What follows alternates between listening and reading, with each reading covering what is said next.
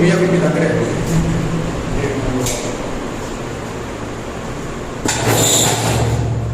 देखो क्या टॉपिक चल रहा था कल अपने पढ़ रहे थे भाई तीन कला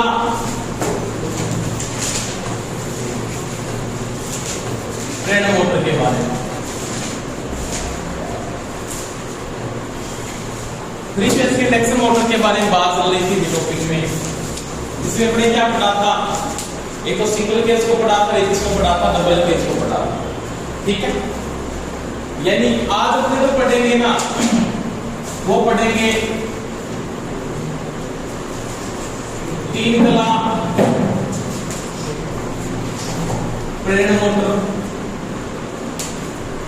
की काम कर सकती है। इसको पढ़े क्या बोलते हैं, कॉपर लॉस।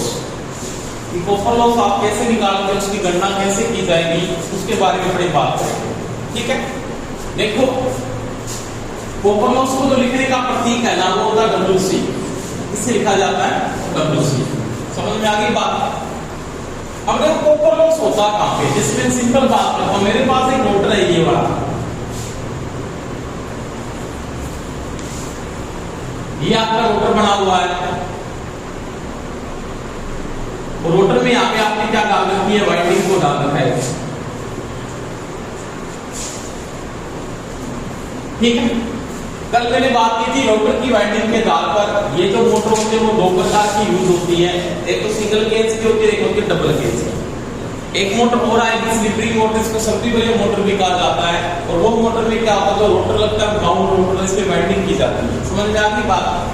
अब तांबा है, क्योंकि सिंगल केज में जो वाइंडिंग की थी ना वो किसकी की थी, आपने कॉपर की थी। अब कॉपर की वाइंडिंग में इस मामले में क्या होगा, रेजिस्टेंस का मान होगा, यानी रोटर क्या होगा, प्रतिरोध। रोटर में रेजिस्टेंस का मान पाया जाता है, और रेजिस्टेंस के कारण जब इसमें धारा फ्लो होती है, यानी जब इसमें क्या होती है, रोटर धारा फ्लो होती है या रोटर करंट जब प्रवाह होता है तो क्या होता है भाई, कॉपर लॉस होगा। क्योंकि जिस चीज में आर का मान पाया जाता है उसमें क्या पाया जाता है, कॉपर लॉस तो होगा ही होगा। और सभी को पता है जो कॉपर लॉस आता है ना इसके बराबर होता है, वो होता है आई स्क्वायर इनटू में क्या होता है, आर। आई स्क्वायर इनटू क्या होता है, आर। यानी धारा का वर्ग गुणा क्या होता है, डिस्टेंस होता है। वही बात है, ये जो कॉपर लॉस होगा ना इस बात पे डिपेंड करता है, आई स्क्वायर इनटू क्या होता है, आर होता है, तो कॉपर लॉस को क्या करेगा, मेंटेन करेगा।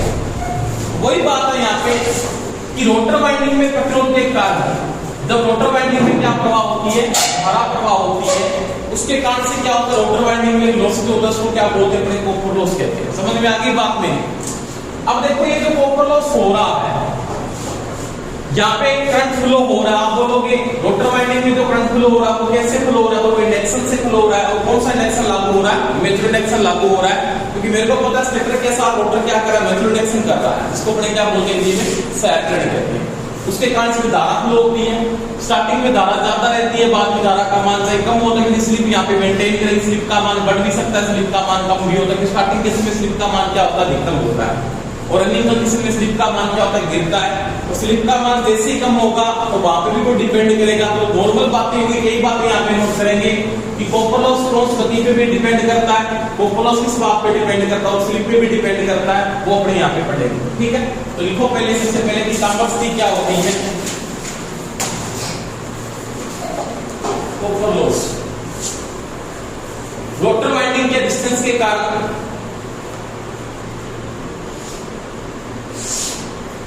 जब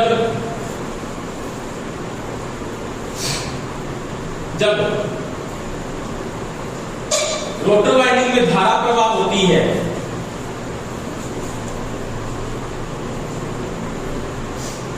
तो उसके कारण रोटर वाइंडिंग में धारा प्रवाह होती है तो उसके कारण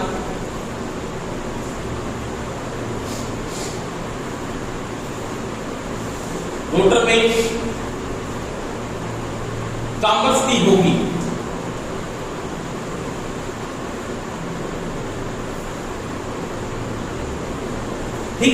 अब देखो आराम से कॉपर लॉस हो रहा है यहाँ पे। चीज का बात का ध्यान रखना है अपने को। सबसे पहले चीज का ध्यान है कि यहाँ पे जो आर की वैल्यू है ना, ये जो आर का मान है, इसका तो मान आपके पास क्या फिक्स है, इसका मान चेंज नहीं होगा। अगर कोई आपको ये पूछ लेता है कॉपर लॉस बदलने का रीजन क्या है, तो कॉपर लॉस बदलने का रीजन क्या, धारा होती है, इस कारण चेंज होता है धारा के कारण। समझ में आ रही है बात मेरी? तो धारा के मान में चेंजिंग और इसके कारण आपका कॉपर लॉस क्या हो रहा है, चेंज हो रहा है। अब एक नॉर्मल सी बात करूंगा मैं यहाँ पे, ये जो रोटर की वाइंडिंग है, इस रोटर वाइंडिंग में आपने कॉपर को लगा रखा है, तो कॉपर के कारण इसमें जो लॉस हो रहा है उसको कॉपर लॉस का, जिसमें आर का मान तो स्थिर है, परंतु धारा का मान क्या होता है, बदलता है। स्टार्टिंग में करंट का मान ज्यादा फ्लो होता है, रनिंग कंडीशन में करंट का मान क्या होता है, कम हो जाता है। उसका कारण क्या, उसके बारे में यहाँ पे क्या करेंगे, पढ़ेंगे। ठीक है, अब एक बात देखो, सबसे पहले आप क्या करोगे, रोटर की जो इनपुट पावर है, रोटर की इनपुट पावर ये क्या है, और एक क्या होगी रोटर की आउटपुट पावर। समझ में आ रही है मेरी बात? रोटर की इनपुट पावर है वो क्या है, इसको अपने लिखा जाता है पीआर से। क्या लिखते हैं, पीआर। इसको इंग्लिश में क्या बोलते हैं, इंड्यूस पावर बोलते हैं। रोटर में कितनी पैदा हो गई, इंड्यूस पावर, इसको किससे लिखा जाता है, पीआर से लिखा जाता है। समझ में आ रही बात से? देखिए, तो रोटर की जो इनपुट पावर है वो क्या है, पीआर है। जो रोटर में क्या है, इंड्यूस हो रही है। इंड्यूस किसके कारण से हो रही है, वो सेपरेट कर रहा है उसके साथ। किसके साथ कर रहा है, स्टेटर के साथ, क्योंकि स्टेटर के साथ वो सेपरेट कर रहा है, उसके कारण उसमें इंड्यूस पावर हो रही है। और उसके बाद क्या हो रहा है, आउटपुट क्या होगी रोटर की, क्या होगी, मैकेनिकल पावर। क्या होगी, मैकेनिकल पावर। मैकेनिकल का मतलब ये घूमेगा तो मैकेनिकल से घूम रहा है, तो पैदा हुई वो मैकेनिकल में क्या कन्वर्ट हो रही है। तो इन दोनों का जो डिफरेंस होगा ना, वही आपका क्या होगा, कॉपर लॉस होगा। यानी मैं लिख सकता हूं यहाँ पे कि रोटर की जो आउटपुट पावर है वो क्या आपके पास, रोटर की इनपुट पावर है वो आपके पास क्या होगी। समझ में आ गई मेरी बात? तो लिखो सबसे पहले रोटर की इनपुट पावर, रोटर की इनपुट पावर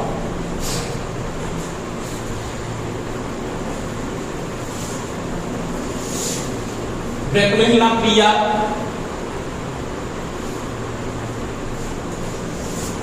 लिखो रोटर के अंदर,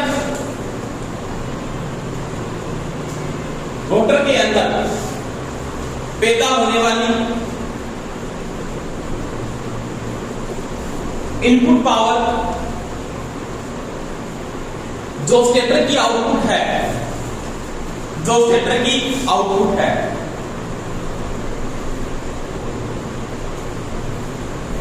देखिए वह रोटर की इनपुट पावर होगी जिसे पीआर से लिखा जाता है रिड्यूस पावर। रिड्यूस का मतलब कितनी दे दी गई है अपने द्वारा, आर का मतलब यहाँ पे क्या है, रिड्यूस पावर है। आराम से बोर्ड पे देखो, बात समझ में नहीं आई है कि क्या कहना चाह रहा है ये, कि मेरे पास एक तो भाई ये रोटर बना हुआ है, इस प्रकार से ये रोटर है, इसके ऊपर यहाँ पे क्या लगा हुआ आपका, यहाँ पे आपके पास क्या है, जिसका स्टेटर है, ये मोटर हमारी 3 फेज इंडक्शन मोटर मैंने बना दी। यहाँ पे मैंने वाइंडिंग को स्थापित कर दिया 120 डिग्री प्लेट डिफरेंस के साथ, क्योंकि मैं 3 फेज की वाइंडिंग यहाँ पे क्या कर रहा हूँ, डाल रहा हूँ। समझ में आ गई बात? अब देखो ये जो रोटर में पावर जो इंड्यूस हो रही है ना, यहाँ पे इसके अंदर रोटर में पावर जो इंड्यूस हो रही है, और इन चालकों में क्या हो रही है, धारा तो फ्लो हो रही है, वो किसके कारण से फ्लो, स्टेटर के कारण से फ्लो हो रही है। अब इस स्टेटर की जो आउटपुट है वो रोटर की क्या होगी, इनपुट होगी। समझ में आ रही बात? क्योंकि टॉर्क जो पैदा कर रहा है वो कौन पैदा कर रहा है, स्टेटर पैदा कर रहा है, और स्टेटर की जो इनपुट है वो रोटर की क्या है, आउटपुट है। समझ में आ गई बात? कि स्टेटर की जो आप स्टेटर से यहाँ से ले रहे हो, तो ये इससे इनपुट ले रहा है, बाद में मैकेनिकल बना रहा है, उसकी क्या होगी, वो तो आउटपुट हो जाएगी, क्योंकि आपके जो साथ घूम रही है वो आउटपुट के साथ घूम रही है। अब ये जो स्टेटर आउटपुट दे रहा है वो रोटर की क्या है, इनपुट है। अब देखो स्टेटर की आउटपुट क्या है, स्टेटर की जो आउटपुट है, यहाँ पे जो फ्लक्स या टॉर्क जो मेंटेन हो रहा है वो कौन सा सिंक्रोनस के साथ चल रहा है, क्योंकि स्टेटर की जो गति है वो कौन सी है, यहाँ पे सिंक्रोनस गति है। और आपने डीसी मोटर में एक चीज पढ़ी होगी, 2 पाई एनटी, क्या पता होगा, पावर इक्वल टू क्या होता है, 2 पाई एनटी बटा क्या होता है, 60 होता है। तो नॉर्मल सी बात है, रोटर की जो इनपुट पावर होगी वो क्या होगी आपके पास, 2 पाई एन टी। अब यहाँ पे टी क्या है, एस है। एस का मतलब क्या है, सिंक्रोनस गति है। सिंक्रोनस गति का मतलब स्टेटर की गति है वो सिंक्रोनस गति है, और ये स्ट्रोन्स गति है वो रोटर की क्या है, समझ में आ रही बात मेरी। अब देखो रोटर की आउटपुट पावर क्या होगी, तो मैकेनिकल पावर होगी। मैकेनिकल के कारण से क्या घूमता है, रोटर घूमता है, तो आप इसमें क्या गति लोगे, रोटर गति लोगे, तो यहाँ पे क्या आ जाएगा आपके पास 2 पाई nRT। तो यहाँ पे आप रोटर गति ले लोगे और यहाँ पे आप कौन सी ले लोगे, स्टेटर गति ले लोगे। समझ में आ गई बात मेरी, क्योंकि यहाँ पे जो ये घूमने वाला टॉर्क पैदा कर रहा है, जो मैंने कल आपको समझाया था, मैग्नेटिक फोर्स जो मेंटेन हो रहा है वो किसका पैदा हो रहा है, स्टेटर का पैदा हो रहा है, उसके कारण से कौन घूम रहा है, रोटर घूम रहा है। समझ में आ गई बात। तो यहाँ पे रोटर की जो इनपुट पावर है, जो रिड्यूस पावर है, वो क्या आपके पास 2 पाई NSP है, और इनपुट पावर में मैकेनिकल पावर जो मेंटेन हो रही है वो 2 पाई nRT है। अब इन दोनों का जो डिफरेंस है वो क्या आपका कॉपर लॉस है। समझ में आ गई बात नहीं, तो ये नोट कर लो।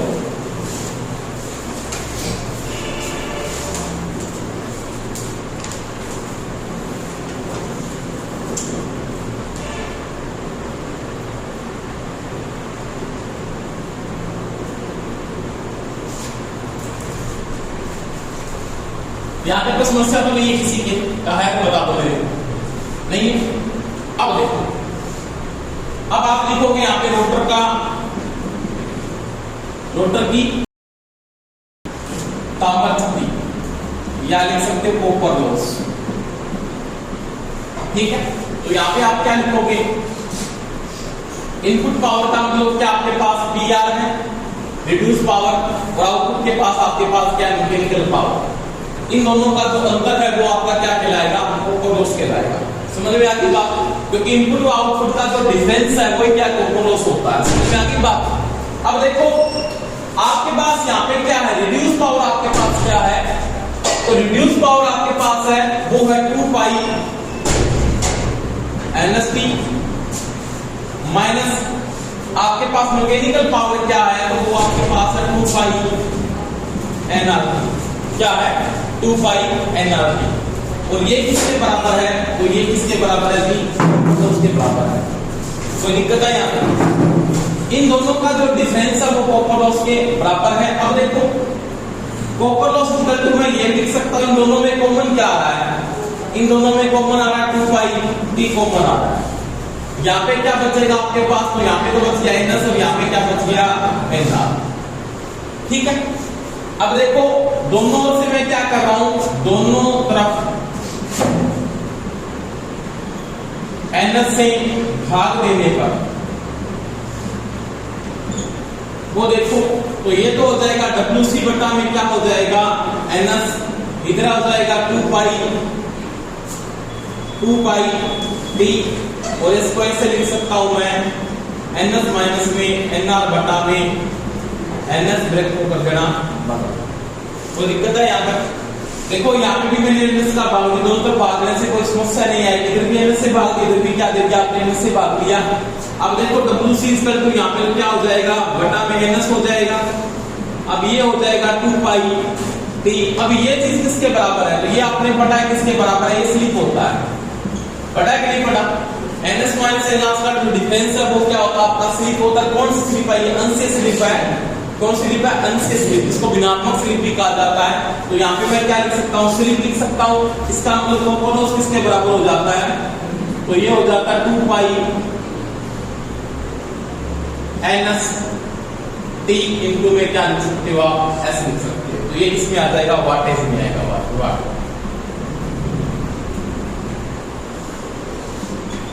वाट, ठीक है। ये इसके बराबर हो, ये नोट कर लेना।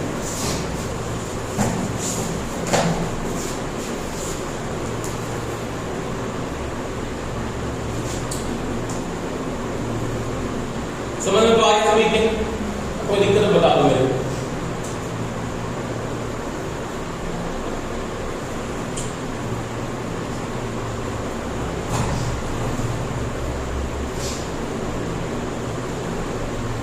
अब यहाँ पे NS क्या है, वो आपको पता है, NS क्या है, सिंक्रोनस गति है, nR क्या है, रोटर गति है, जो मैंने कल आपको समझा दिया था। स्लिप का बारे में पता है, स्लिप यहाँ पे आपको कौन सी लेके आनी है, भिन्नात्मक स्लिप लेके चलनी है, ऐसे स्लिप को लेके आना है। आप स्लिप सीधा नहीं ले सकते, यहाँ पे जो स्लिप है वो आपके पास कौन सी ऐसे स्लिप है, यहाँ तक कोई दिक्कत है बता दो, किसी के नहीं है। अब एक बात देखो, यहाँ पे इस कंडीशन में आपने पास क्या है जी,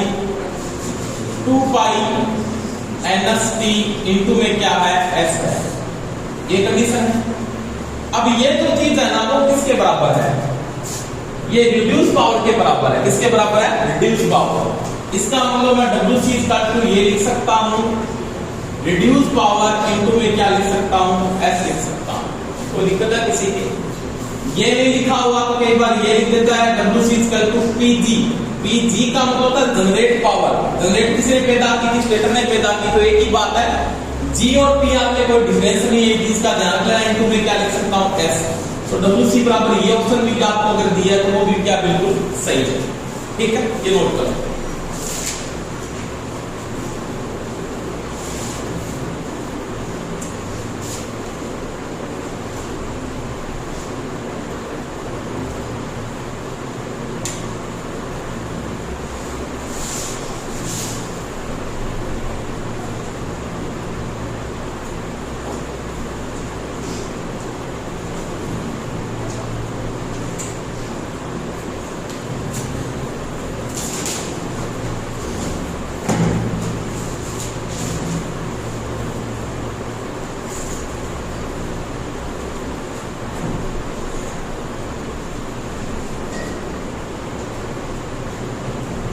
हो गया सभी का? तो लिख कर बता दो मेरे को, बोलो भाई। नहीं है किसी के? अब एक चीज और लिखते हैं आप। इस कंडीशन से एक कंडीशन आपके पास और बढ़ सकती है, टॉर्क बढ़ी। क्या लिखा सकता है? टॉर्क इज इक्वल टू क्या लिखा जा सकता है? तो यहाँ पे T इक्वल टू क्या लिखा जा सकता है? WC। अगर आपको फोटोस दिया हुआ है बटा में क्या हो जाएगा भाई? 2 पाई NS इनटू क्या हो जाएगा? S। तो ये टॉर्क के बराबर होता है। ये नोट कर लेना।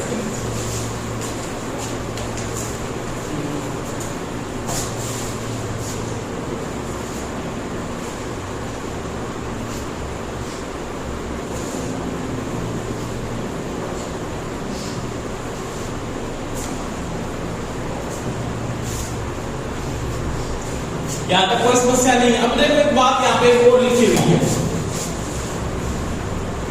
क्या लिखी हुई है कि WC इक्वल टू क्या है? PR माइनस क्या है? PM। M क्या मैकेनिकल पावर है रोटर की, PR क्या रिड्यूस पावर है रोटर की, और WC क्या कॉपर लॉस है। इन दोनों का जो अंतर है वो क्या है? कॉपर लॉस है। जिसको मैं ये भी लिख सकता हूं क्या? P mechanical power equal to क्या लिख सकता हूं? PR माइनस क्या लिख सकता हूं? WC। कोई दिक्कत है किसी की? बोलो। क्योंकि अगर ये इधर आएगा प्लस का हो गया, प्लस का इधर आके किसका हो जाएगा? माइनस का। अब एक बात देखो, इस WC को आप यहां से हटा सकते हैं, ठीक है? और WC किस जगह में क्या लिख सकता हूं? क्या लिख सकता हूं? आप WC किस जगह क्या लिख सकते हो? 2 पाई NST इनटू क्या लिख सकते हो? S लिख सकते हो। तो मैं यहाँ पे ये भी लिख सकता हूँ P mechanical power is equal to PR minus 2 pi NST into में क्या है? S है। अब इससे पहले मैंने बात की थी यहाँ पे कि जो ये जो 2 पाई NST है ना, ये वाला भाग इतना, ये किसके बराबर है? ये रिड्यूस पावर के बराबर है। किस पावर के बराबर है? Reduce power. अभी बात की थी मैंने। अगर यहाँ पे NR लगा होता तो किसके बराबर होता है? ये मैकेनिकल पावर के बराबर होता। आगे स्टेप में मैं ये भी लिख सकता हूँ क्या? Mechanical power is equal to reduce power, और इसकी जगह मैं क्या लिख सकता हूँ? रिड्यूस पावर इनटू में क्या लिख सकता हूँ? सिर्फ लिख सकता हूँ। समझ में आ गई बात? तो ये इसकी जगह मैं लिख सकता हूँ रिड्यूस पावर, क्योंकि 2 पाई NST में लिखाया हुआ आपको इधर बड़ा क्रम में लिखाया था कि रिड्यूस पावर किसके बराबर है? 2 पाई NST, और आपकी मैकेनिकल पावर किसके बराबर है? 2 पाई NRT के बराबर। बात समझ में आ गई सभी की? अब देखो इन दोनों में क्या आ रहा है? एक कॉमन की कंडीशन आ रही है। क्या कॉमन आ रहा है? देखो यहाँ पे PR कॉमन आ रहा है, तो यहाँ पे क्या बच जाएगा? 1, और यहाँ पे क्या बच जाएगा? S। क्या बच जाएगा? S। अब देखो PM बराबर ये भी ऑप्शन में आपको दे सकता है। क्या दे सकता है? 1 माइनस स्लिप करोगे और PR से गुणा कर देते हो तो आपके पास क्या आ जाती है? मैकेनिकल पावर आ जाती है। कभी वैल्यू आपके पास माइनस में नहीं आएगी। क्यों नहीं आएगी? तो क्या आपको पता स्लिप का मान कभी भी 1 से ज्यादा नहीं हो सकता। अगर स्लिप का मान वाइट में 1 होता तो PR का मान मैकेनिकल पावर के क्या होता? बराबर होता। उसमें आपको पता रूट आपका क्या होता? दूसरा भी होता है। यहाँ पे क्वेश्चन आपको ये पूछ सकता है, क्या पूछ सकता है कि स्टार्टिंग के टाइम में, स्टार्टिंग के समय पीआर व पीएम के बीच में क्या संबंध होता है? तो पीएम और पीआर का मान क्या रहता है? बराबर रहता है। क्यों रहता है? तो स्टार्टिंग के समय स्लिप का मान क्या होता है? 1 होता है, और 1 और 1 का डिफरेंस कितना आता है? 0, और 0 को तो पीआर से गुणा करोगे क्या आएगा? 0। तो मैकेनिकल पावर उसमें कितनी होती है? 0 होती है। तो स्टार्टिंग के समय आपका रोटर क्या घूमता है? नहीं घूमता, तो उसकी मैकेनिकल पावर क्या है? 0 है। तो ये चीज का ध्यान लेना। आपको यह प्रश्न पूछ सकता है वो कि स्टार्टिंग के समय पीएम का मान कितना होगा? तो पीएम का मान स्टार्टिंग के समय कितना होगा? 0 होगा। मैकेनिकल पावर वहां पे नहीं है। क्यों नहीं है? क्योंकि स्लिप का मान क्या है? 1 है। और स्लिप का मान जब 1 है, 1 माइनस 1 का डिफरेंस क्या होगा? 0 होगा। 0 को पीआर से गुणा करोगे तो 0 आएगा। मैकेनिकल पावर क्या आती है आपकी? 0 आती है स्टार्टिंग के समय। रनिंग कंडीशन में जैसे आपकी स्लिप गिरती है, उसके साथ आपको पता है मैकेनिकल पावर बढ़नी आपकी शुरू हो जाती है। जितनी ज्यादा स्लिप गिरेगी, मैकेनिकल पावर उतनी क्या होगी? ज्यादा होगी। आपको पूछ सकता है स्लिप के साथ मैकेनिकल पावर का क्या संबंध होता है? जब आपकी स्लिप बढ़ती है, क्या बढ़ती है? तो आपकी मैकेनिकल पावर क्या होती है? कम होती है। पीएम का मान क्या होगा? गिरेगा। परंतु जो स्लिप का मान गिरता है, इसका मान जो गिरता है, तो मैकेनिकल पावर का मान क्या होता है? बढ़ता है। ये चीज का भी ध्यान रख लेना। अब देखो ये कंडीशन सभी को पता है। अब मैं इसमें क्या लिख सकता हूं? मैं लिख सकता हूं कि पीआर बराबर क्या लिख सकता हूं? तो पीआर बराबर क्या हो जाएगा? मैकेनिकल पावर 1 माइनस क्या हो जाएगा? स्लिप हो जाएगा। तो इन तीनों का ये संबंध है, नोट कर लेना। बहुत इंपॉर्टेंट चीज बताइए, लिख लो आराम से।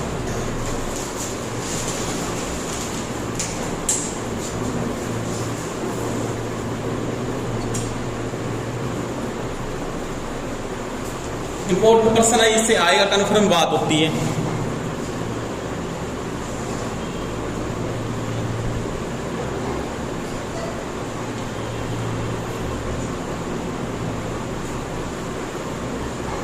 देखो यहां से स्लिप को पूछ रहे तो भी आ सकते स्लिप इस कंडीशन से। समझ में आ गई मेरी बात? देखो बोर्ड पे आराम से, अगर आपको यहां से स्लिप पूछ रहा है, क्या पूछ रहा है? स्लिप। तो क्या होगा आपके पास? ये गुणा वाला 6 में आ जाएगा भाग में। तो मैं लिख सकता हूं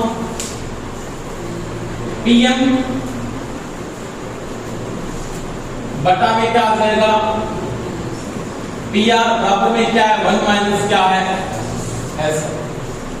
ठीक है, कोई दिक्कत बता दो मेरे को। नहीं है ना? कहा है, ठीक है। अब इसको किधर लेके जा सकते? इधर लेके जा सकते, इसको इधर लेके आ सकते। क्या हो जाएगा? ऐसे बराबर 1 माइनस पीएम बटा पीआर। ये ऑप्शन भी आपको आ सकता है। किसी भी बराबर ये समझ होता तो बिल्कुल ये समझ भी दे सकता है। देखो ये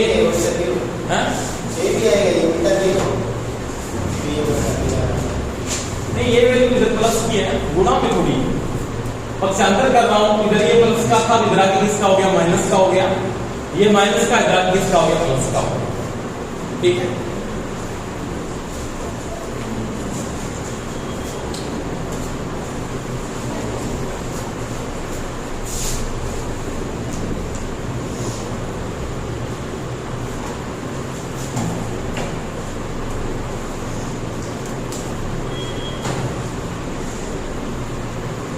इसको आगे से हल करना था तो आप इसको आगे हल भी कर सकते हो। इस पर आप ये भी लिख सकते हो ना, लघुत्तम ले लेना। पीआर लघुत्तम आ जाएगा, तो यहाँ पे क्या बच जाएगा? पीआर माइनस क्या बच जाएगा? पीएम। तो ये भी स्लिप के बराबर होता है। ठीक है, क्योंकि लघुत्तम में क्या आएगा? पीआर लघुत्तम आ जाएगा, तो पीआर यहाँ पे आ जाएगा, माइनस पीएम हो जाएगा, बटा में पीआर बराबर किसके हो गया? स्लिप के बराबर होता है।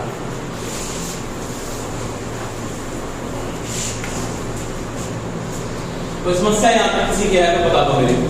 नहीं है? चलो आगे। उसके बाद करते लिखो टॉर्क के बारे में बात करेंगे आप दोनों।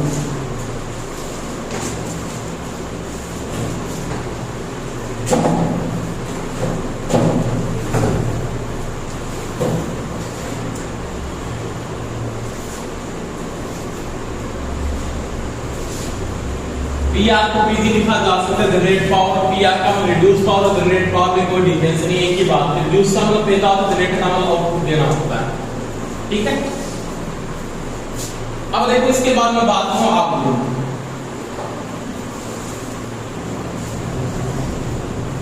आगुण को क्या बोलते हैं? इसमें टॉर्क कहते हैं। क्या कहते हो? टॉर्क। अक्षीय बिंदु पे लगने वाला बल क्या कहलाता है? टॉर्क कहलाता है। इसमें आपने डीसी मोटर में पढ़ा था, क्या पढ़ा था कि जो डीसी मोटर का टॉर्क होता है ना,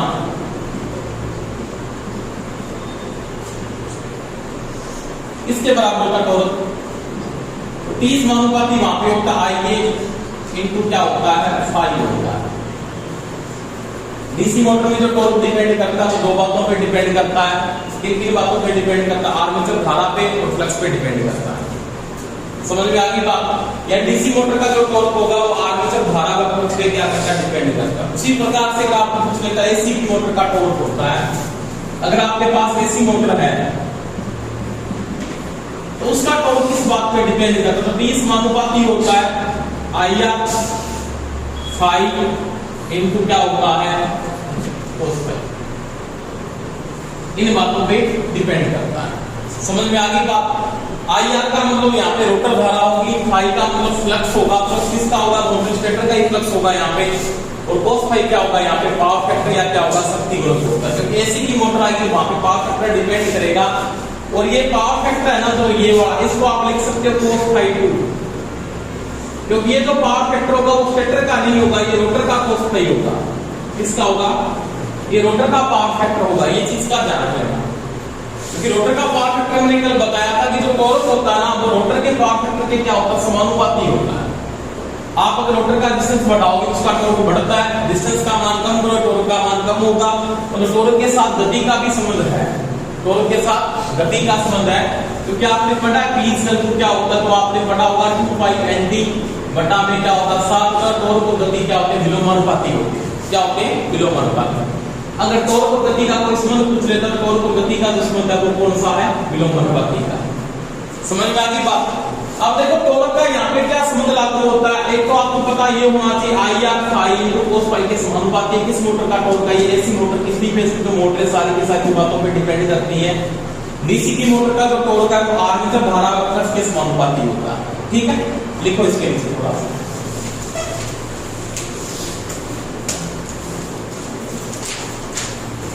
डीसी मोटरों का टॉर्क आर्मेचर धारा में प्लस के समानुपाती है।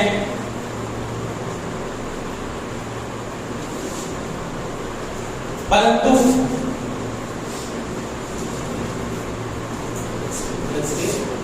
आर्मेचर धारा में प्लस के समानुपाती है, परंतु एसी मोटरों का टॉर्क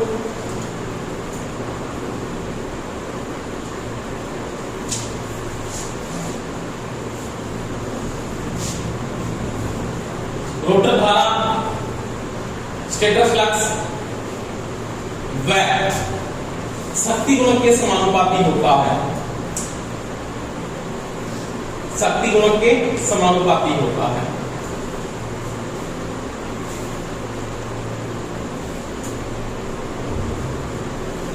अब देखो, इसको तो छोड़ दो, इसका कोई मतलब नहीं है, ये तो हमने पढ़ लिया पहले। अब ये चीज इंपॉर्टेंट बहुत पढ़ेंगे आप। पहली बात है ये जो IR है ना, क्या है? IR। इसको आप I2 लिख सकते हो। एक ही बात, IR का जो रोटर धारा होगी, I2 का मतलब भी रोटर धारा होगी, सेकेंडरी धारा बोली जाती है। जैसे मैंने आपको समझाया होगा, नहीं समझ में आ जाएगी बात। ये ट्रांसफार्मर है आपके पास, ठीक है। तो यहाँ पे मैंने करंट का मान लिखा था I1, तो यहाँ पे मैंने करंट का मान लिखा था I2, याद है ना? तो रोटर की धारा को आप क्या लिख सकते हो? I2 भी लिख सकते हो। रोटर किसका काम करता है? सेकेंडरी वाइंडिंग का काम करता है। किसका काम करता है? Secondary winding. और यहाँ पे IR भी लिख सकते, कोई दिक्कत नहीं है। दूसरी बात, जो आपका ये पावर फैक्टर है ना, इसको आप क्या लिख सकते हो? cos फाई 2 लिख सकते हो। वो भी आपने लिखा था, आपने बोला था यहाँ पे तो cos फाई क्या होगा जी? 1 होता है, यहाँ पे cos फाई क्या होगा जी? 2 होता है। ये बड़ा आपने ट्रांसफार्मर, क्योंकि ट्रांसफार्मर के साथ ही मोटर काम कर रही है। अब देखो, आप जब पावर फैक्टर निकालोगे तो आपको पता है cos फाई सभी ने पढ़ा R बटा Z होता है। क्या होता है? R बटा Z। अब मेरे को रोटर का पावर फैक्टर निकालना, तो मेरे को पता है यहाँ पे तो मैं क्या लिखूंगा जी, R2 लिखूंगा, और यहाँ पे क्या लिखूंगा, R2 का स्क्वायर लिखूंगा, और प्लस में क्या लिखूंगा, X2 का क्या लिखूंगा, स्क्वायर लिखूंगा। X यहाँ पे क्या है, रिएक्टेंस है, क्या है, रिएक्टेंस, किसका, रोटर का। अब देखो यहाँ पे दो तीन बातें अपने को ध्यान रखनी है। पहली बात तो क्या है, जो R2 है ना, R2 का मान स्थिर है, ये फिक्स होगा, इसका मान चेंजिंग में नहीं आएगा। पहली लाइन में ये कहना चाहता है, क्योंकि रोटर का रेजिस्टेंस आपको कभी चेंज नहीं होगा, वो फिक्स ही रहेगा, उसके मान में कोई चेंजिंग नहीं आ रही, ठीक है। अब देखो यहाँ पे X2 क्या है, तो आप बोलोगे रोटर का क्या है, ये रिएक्टेंस है, क्या है, रिएक्टेंस, रोटर रिएक्टेंस है X2। अब ये जो रोटर रिएक्टेंस है ना X2, समझ में आ गई मेरी बात, ये स्लिप के साथ चेंज होगा, होगा कि नहीं होगा, बोलो भाई। रोटर का जो रिएक्टेंस है वो स्लिप के साथ बदलता है, क्यों बदलता है, क्योंकि स्लिप के साथ फ्रीक्वेंसी बदल जाती है। क्योंकि आपने कल पढ़ा था एक्सल बराबर आपको पता है 2 पाई FL होता है, तो मेरे को पता है जब फ्रीक्वेंसी बदलती है उसके साथ एक्सल बदलता है। इसका मतलब मैं लिख सकता हूं यहाँ पे X2 का मान S के साथ बदलता है। कहने का मतलब ये होगा, यहाँ पे दो तीन बातें आपको ध्यान रखनी है। पहली बात तो क्या, रोटर का रेजिस्टेंस स्थिर है। दूसरी बात, रोटर का रिएक्टेंस X2 को दर्शाया गया है, और यहाँ पे रनिंग कंडीशन में जो रिएक्टेंस है वो स्लिप के साथ क्या होगा, बदलेगा। इसका मतलब मैं ये लिख सकता हूं कि इसका जो स्टार्टिंग रिएक्टेंस होगा, स्टार्टिंग जो रिएक्टेंस होगा वो तो क्या होगा, स्टार्टिंग रिएक्टेंस होगा वो तो क्या आपके पास, वो तो आपके पास है X2, क्या है, X2 पूछेगा आपको। एक 3 फेज की इंडक्शन मोटर का रोटर का स्टार्टिंग रिएक्टेंस क्या होता है, तो X2 होता है, क्या होता है, X2। समझ में आ गई बात का, नहीं आती किसी। परंतु अगर कोई यहाँ पे ये पूछ ले कि रनिंग अवस्था में रनिंग रिएक्टेंस कितना होगा, तो रनिंग रिएक्टेंस होगा जी X2 इंटू क्या होगा, S होगा। क्यों जी, क्योंकि जब स्लिप का मान चेंज होता है उसके साथ रिएक्टेंस भी क्या होता है, बदलता है। तो जब स्लिप का मान चेंज होगा उसके साथ रिएक्टेंस भी क्या होगा, बदलेगा। तो ये चीज ध्यान रख लेना। एक रोटर का स्टार्टिंग रिएक्टेंस X2 है, उसका रनिंग रिएक्टेंस क्या होता है, तो H2 क्या होता है, S होता है। कोई दिक्कत है? आप पूछते स्टार्टिंग रेजिस्टेंस क्या है, तो R2 है, रनिंग रेजिस्टेंस क्या है, तो भी क्या है, R2 है। क्योंकि R का मान क्या रहता है, स्थिर रहता है। R स्लिप के साथ कोई संबंध नहीं रखता, क्योंकि R का मान कभी फ्रीक्वेंसी के साथ नहीं बदलता है। आगे बात समझ में। उसके बाद एक बात और आती है, क्या आता है, इंपीडेंस। इंपीडेंस का मान चेंज होगा, क्योंकि आपने पढ़ा होगा Z। आपको कोई बोले स्टार्टिंग इंपीडेंस क्या है, रनिंग इंपीडेंस क्या है, तो आप बोलेंगे स्टार्टिंग इंपीडेंस पूछता आपको, स्टार्टिंग इंपीडेंस यानी स्टार्टिंग Z है, वो तो आपके पास क्या होगा, Z ही होगा ओनली फॉर। Z बराबर क्या होगा, R square plus XL square होगा। अगर आपको कोई ये पूछे रनिंग कंडीशन में जो आपका इंपीडेंस आएगा वो क्या आएगा, वो आएगा आपके पास ZS आएगा। क्योंकि जब स्लिप का मान चेंज होगा तो स्लिप के साथ आपका इंपीडेंस भी क्या होगा, बदलेगा। अब इन दोनों की गणना करेंगे, कैसे निकालते हैं इसको, उसका बात करेंगे, ठीक है। अब देखो आराम से बोलो, ये समझ में आ गई, देखिए आगे नोट कर लो, करना जल्दी से।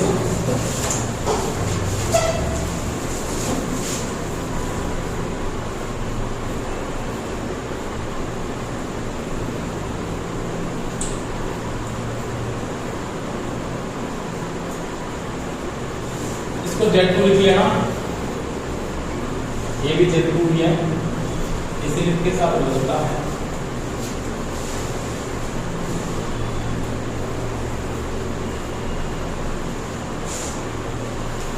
ये एक बार नोट करना, उस बात को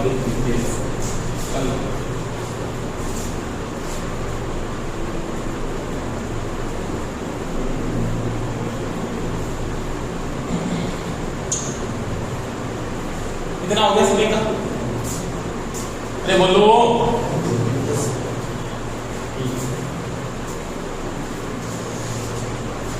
अब इसके नीचे एक लाइन में और लिख रहा हूं, बोर्ड पे देखना आराम से। कोई यहाँ पे ये पूछ लेता आपको E1 क्या है, बता सकता है कोई भी? E1 क्या है? 3 फेज के इंडक्शन मोटर में E1 क्या होता है? हाँ, क्या होगा? तो E1 का मान होगा वो क्या होगा? आपके पास स्टेटर EMF है, क्या है? स्टेटर का इलेक्ट्रोमोटिव फोर्स है।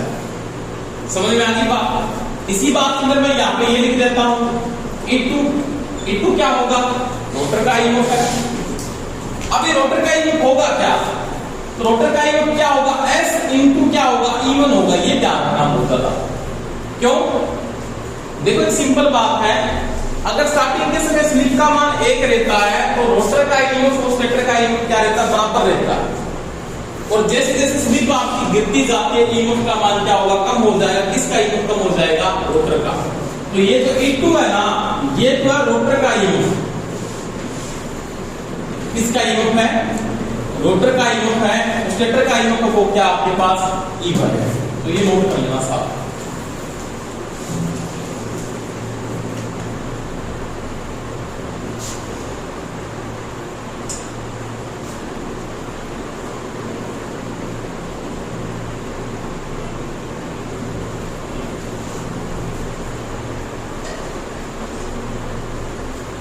यहां तक कोई दिक्कत है तो बता दो मेरे को। नहीं है? ठीक है, बात आगे चलूं, बोलो। अब देखो, आपने पढ़ा है cos phi 2। cos phi 2 का मतलब क्या है? रोटर का पावर फैक्टर है। तो ये क्या है जी? आपके पास R2 बटा में क्या है? Z। यही है। अब आपको यहाँ पे सीधी बात मैं बोल सकता हूं कि cos phi है ना, cos phi 2 वो R2 के समानुपाती होता है। बिल्कुल बात सही होता कि नहीं होता? होता। अगर आपको किसी मोटर का टॉर्क बढ़ाना है ना स्टार्टिंग के समय, तो आपको क्या करना पड़ेगा? रोटर वाइंडिंग का रेजिस्टेंस ज्यादा करना पड़ेगा। जो बात मैंने कल भी की थी कि क्या आप टिपिकल की वाइंडिंग जो डाल रहे हो उसका प्रपोज यहाँ पे यही है रीजन। उसका रीजन क्या है कि आप मोटर का रेजिस्टेंस बढ़ाओ, इसके कारण से आपका टॉर्क क्या होगा? बढ़ेगा। क्यों? रोटर रेजिस्टेंस जब बढ़ता है तो क्या बढ़ता है? पावर फैक्टर बढ़ता है। और जब आपका पावर फैक्टर बढ़ेगा तो क्या बढ़ेगा? टॉर्क भी बढ़ेगा। समझ में आ रही है बात? कल ये किसी हाँ आगे के आगे आ रही हो यहाँ पर आप क्या कर रहे हो कि R2 का मान बढ़ा रहे हो, क्योंकि R2 इसके समानुपाती है। R का मान बढ़ेगा तो आपको पता है cos phi का मान बढ़ेगा, रोटर का पावर फैक्टर बढ़ेगा, रोटर का पावर फैक्टर बढ़ेगा तो क्या बढ़ेगा? आपका टॉर्क बढ़ेगा। तो क्या आप फिक्स कर सकते हो रोटर रेजिस्टेंस का मान? कुछ कर दो, नहीं कर सकते। अगर आप रोटर रेजिस्टेंस का मान हाई कर देते हो तो आपका कॉपर लॉस क्या होगा? बढ़ जाता है। आपको ओनली फॉर क्या करना? स्टार्टिंग के समय रोटर का रेजिस्टेंस बढ़ाना है, रनिंग कंडीशन में आपको रोटर रेजिस्टेंस को क्या करना है? डाउन करना है। ठीक है, देखो यहाँ पे cos phi है वो R2 के समानुपाती है। अब देखो cos phi की दो कंडीशनें लागू होगी यहाँ पे, दोनों को ध्यान से रखना अपने को। एक तो क्या है? cos phi बराबर R2 बटा R2 स्क्वायर प्लस क्या होगा? H2 स्क्वायर का रूट। ये आपका cos phi 2 है। और ये तो cos phi 2 है स्टार्टिंग का है। किसका है? स्टार्टिंग का। मैंने बात वही बताई थी आपको कि ये जो cos phi 2 ले रही हो वो स्टार्टिंग का है। कैसे पता लगा स्टार्टिंग का है? आपको ये पता कैसे लगा कि ये तो cos phi पावर फैक्टर 2 लिया है मैंने, ये स्टार्टिंग का पावर फैक्टर, रनिंग में पावर फैक्टर बदलेगा, इसका चेंज हो जाता अपने आप। रोटर का पावर फैक्टर क्या होता है? गति के साथ बदलता है और स्लिप के साथ बदलता है। गति स्लिप के साथ चेंज होती है, पता आपको? आपको यहाँ पे कैसे पता लगा कि ये स्टार्टिंग का है? और cos phi 2 रनिंग का क्या होगा ये बताना है मेरे को आपको कि रनिंग में आपका cos phi क्या होने वाला है और स्टार्टिंग में आपका cos phi क्या है। देखो कोई दिक्कत नहीं है, मैंने आपको जो बातें लिखी थी रिएक्टेंस चेंज करेगा इस चीज को। R की कोई चेंजिंग नहीं हो रही है, R का मान फिक्स है। स्टार्टिंग का R है वो क्या है? R2 ही रहेगा और रनिंग का R है वो R2 ही रहेगा। आपको मैंने यहाँ पे बोला था X2 का मान, X2 क्या है? रोटर का रिएक्टेंस है तो स्टार्टिंग का है, इसका है स्टार्टिंग का, ये बात मैंने बोली थी। मैंने बोला था स्टार्टिंग का जो रिएक्टेंस है वो क्या आपके पास x2 है, यहाँ पे लिखा हुआ विशेष करके मेरा, और रनिंग का जो रिएक्टेंस है वो क्या आपके पास x2 इनटू क्या है s। समझ में आ रही बात?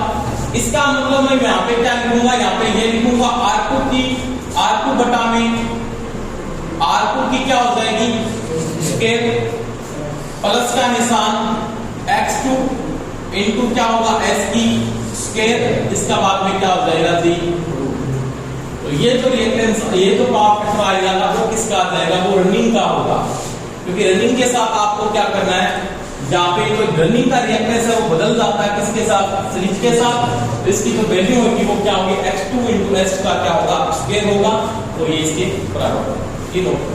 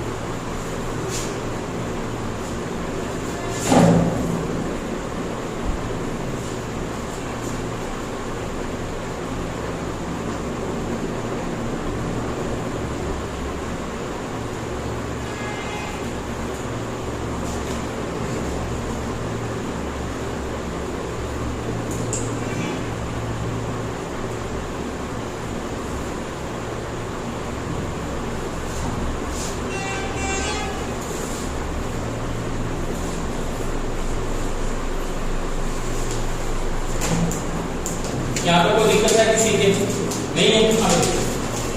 एक बात इसके नीचे कर देता हूं।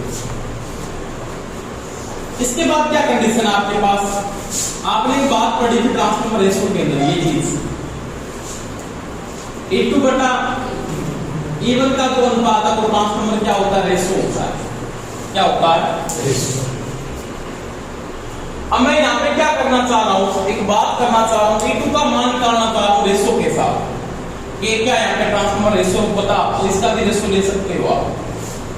अब देखो K इक्वल टू मैं ये लिख सकता हूं क्या E2, इसकी जगह क्या लिख सकता हूं, इसकी जगह लिख सकता हूं s लिख सकता हूं, क्या लिख सकता हूं, कैसे लिख सकता हूं, तो देखो बात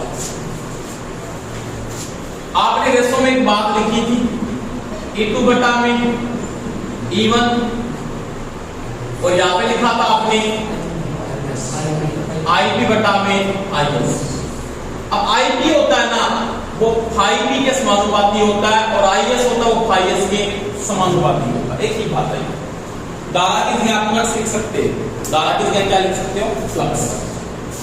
इसका मतलब मैंने क्या लिखा था यहाँ पे K इक्वल टू मैंने लिखा E2, क्या लिखा E2, यानी तो ये फ्लक्स है ना, ये वाला फ्लक्स ये किस वाइंडिंग का है, ये प्राइमरी का या सेकेंडरी का है, बोलो सेकेंडरी वाइंडिंग का फ्लक्स है।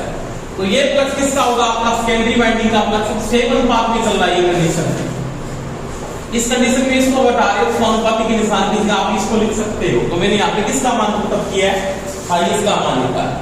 तो यहाँ पे क्या लिखा जाएगा, E2 इक्वल टू हो जाएगा ये K इनटू में क्या हो जाएगा फाइनस। तो ये नोट कर लेना, सेकेंडरी का जो इलेक्ट्रोमोटिव फोर्स होगा E2 होगा वो K इनटू फाइनस के समानुपाती होता है। तो यहाँ पे मैंने इसको लिखा है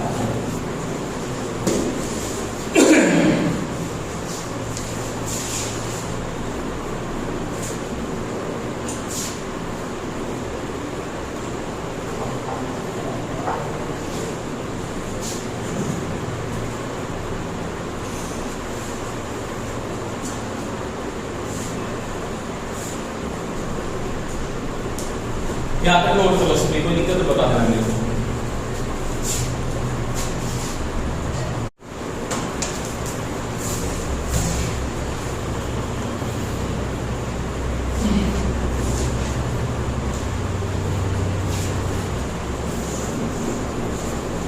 ये आपके पास मेन कंडीशन अब यहाँ पर क्या है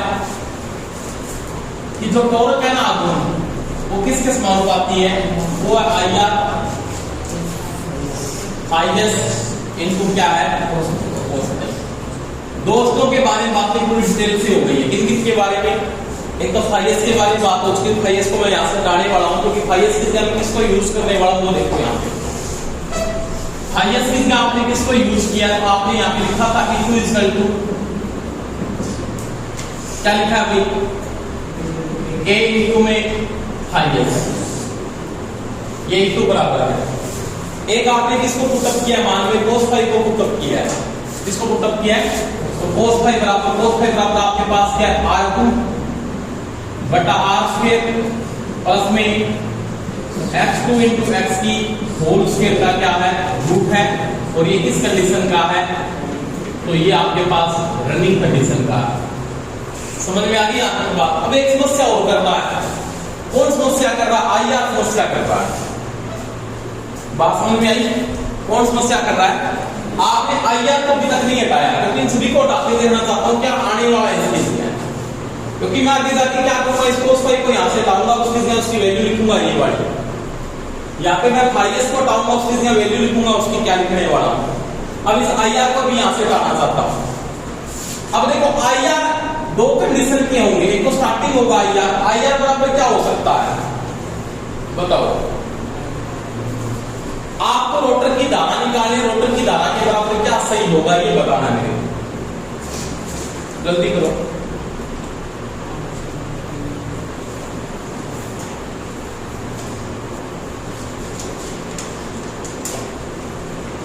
बताओ, नहीं पता, ठीक बात, कोई बात नहीं। आईआर बराबर आपने क्या पढ़ा, आई बराबर क्या होता है आपको ये तो पता होगा, आपको ऐसी भी पता में आई बराबर क्या होता आपने पढ़ा, वी बटा क्या होता है, जेड होता है, क्या होता है, वी बटा जेड। तो वही बात यहाँ पे क्या होगा, आईआर इसका तो मैं ये लिखूंगा E1 बटा में क्या लिखूंगा, Z2। समझ में आई बात। E1 और E2 का मान बराबर रहता है। अभी मैंने इससे पहले बात की थी, इससे पहले मैंने बात की थी कि जो E1 का मान है वो E2 के बराबर रहता है जब तक क्या होती है आपकी स्लिप चेंज ना हो, क्योंकि आपको मैंने इसी चीज में ये कंडीशन करवाई है, आपको याद हो तो E2 बराबर क्या होता है, तो आपने लिखा था E1 into में क्या होता है, स्लिप होता है। ये चीज मैंने इससे पहले लिखवाई है, होता कि नहीं होता। तो स्टार्टिंग में से स्लिप का मान कितना होता है, 1 होता है। E2 का मान है वही किसका मान है, E1 का मान है। E2 का मान किस जगह में क्या लिख सकता हूं, E1 लिख सकता हूं। तो यहाँ पे मैंने क्या लिखा है, E1 बटा में क्या लिखा है, Z2 लिखा है, और ये किस कंडीशन में आपका स्टार्टिंग में, किस कंडीशन में, स्टार्टिंग में, क्योंकि स्टार्टिंग में जो पावर होती है रोटर को संपूर्ण पावर मिलती है किसके बराबर मिलती है, स्टेटर के बराबर मिलती है। अब क्या हुआ, अगर मैं रनिंग में आईआर की बात करूं, किस कंडीशन में, रनिंग में, ये तो स्टार्टिंग का है, तो रनिंग में क्या हो जाएगा, E1 इनटू क्या हो जाएगा, S। स्लिप के साथ उसका मान क्या होगा, चेंजिंग में आता है, क्योंकि E2 का मान क्या है, E1 इनटू स्लिप है, E2 का मान है क्या, E2 क्या रोटर का EMF हो गया ना, और उसका मान क्या है, E1 इनटू क्या, स्लिप है। तो वही बात है, E1 इनटू स्लिप, जब स्लिप गिरेगी तो EMF का मान भी गिरेगा, बिल्कुल गिरता है, स्पीड का डिफरेंस क्या होता है, कम होना शुरू होता है। और इसकी जगह क्या लिख सकता हूं, इसकी जगह वही आपके पास R2 बटा R2 स्क्वायर बटा में क्या है, X2 into X का होल स्क्वायर का क्या है, इसकी जगह वो ये वाले मान को, इसकी जगह वो ये भी लिख सकता था, आईआर स्टार्टिंग वाले में क्या लिख सकता है, E1 बटा R2 बटा R2 स्क्वायर बटा में क्या होगा, X2 स्क्वायर का। समझ में आ गई बात, क्योंकि ये इम्पीडेंस किसका, स्टार्टिंग का है, और ये इम्पीडेंस किसका है, रनिंग का है। आईआर की जगह मैं ये वैल्यू को लिख सकता हूं, आईआर की जगह ये वैल्यू लिख सकता हूं, किसका, रनिंग का। तो स्टार्टिंग में आपका आप हो सकता है आईआर किसके बराबर होता है, स्टार्टिंग में आईआर इसके बराबर होता है, ये ऑप्शन भी दे सकता है। रनिंग में आईआर किसके बराबर है, ये ऑप्शन भी दे सकता है, ये ऑप्शन भी दे सकता है। ये चीज का ध्यान रखें, तीनों को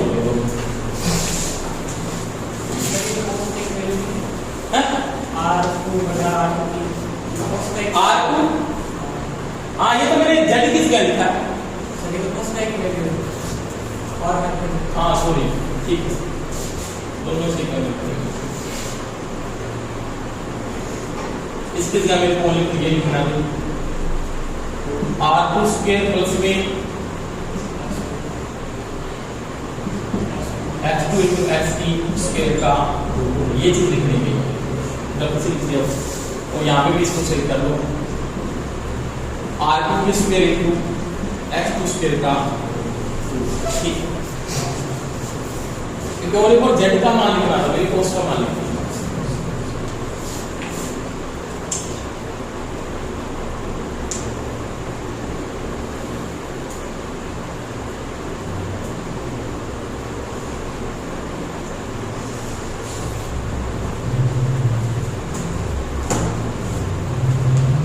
हो गया सभी का यहाँ बोलो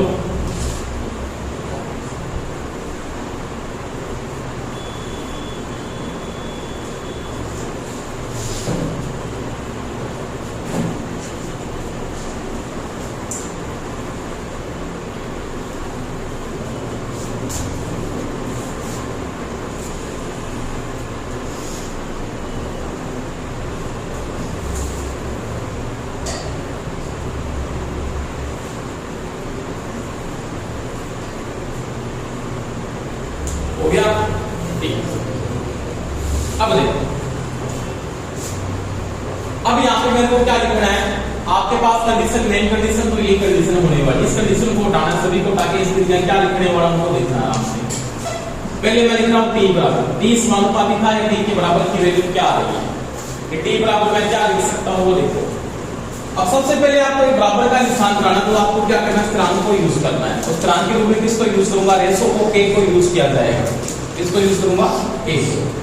सबसे पहले क्या करोगे आप ir का मान हटा सकते हो किसका मान हटाओगे ir किस जगह क्या लिख सकते हो आपको रनिंग का लेके आना रनिंग में आप ir बराबर ये लिख सकते हो क्या लिख सकते हो e1 into s और k यहां पे क्या होगा स्थिरांक होगा जो समानुपाती का निशान हटाने के लिए मैंने यूज किया बटा में क्या आ जाएगा ये रहा r2 स्क्वायर प्लस में x2 s की होल स्क्वायर का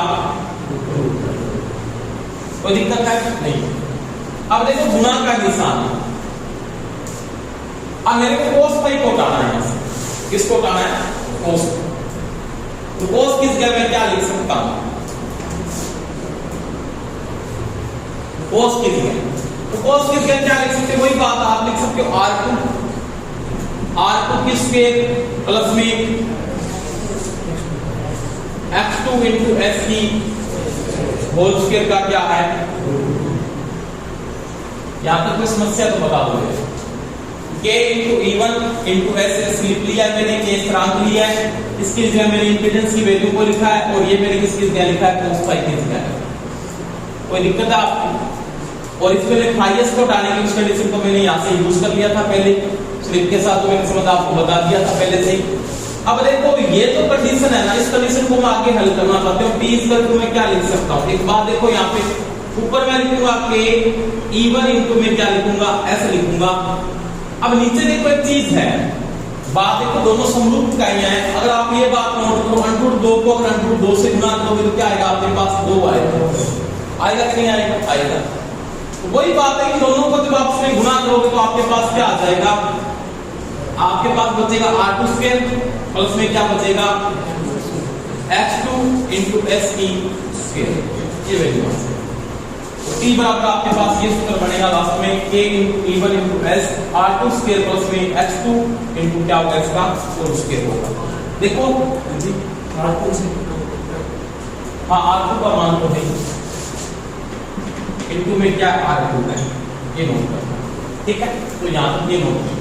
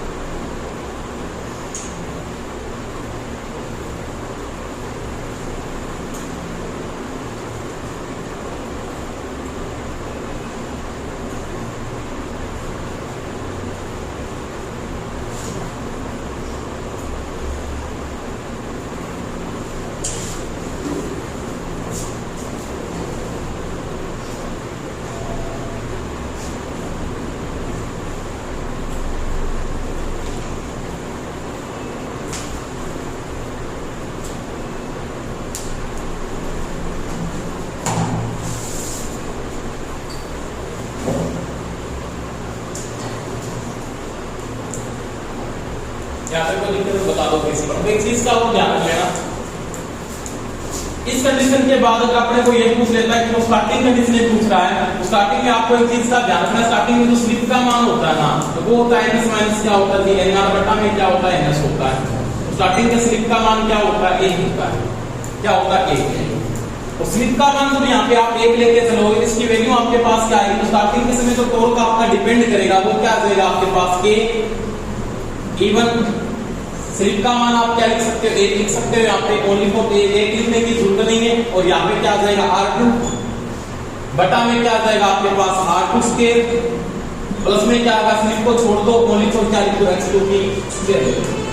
तो ये ओनली फॉर किस कंडीशन में लिख सकते हो आप, स्टार्टिंग में लिख सकते हो। किसमें लिख सकते हो, स्टार्टिंग में। क्योंकि स्लिप को क्यों छोड़ रहे हो, तो स्टार्टिंग में स्लिप का मान 1 आएगा और 1 से किसी को गुणा करो कोई फर्क नहीं पड़ता है। तो स्टार्टिंग कंडीशन में ये होने वाला है और रनिंग कंडीशन में जो टॉर्क डिपेंड करता है वो इन बातों पे डिपेंड करता है। ये नोट कर लेना बस। तो ये था आप दोनों का समझ, ठीक है, ये कंप्लीट।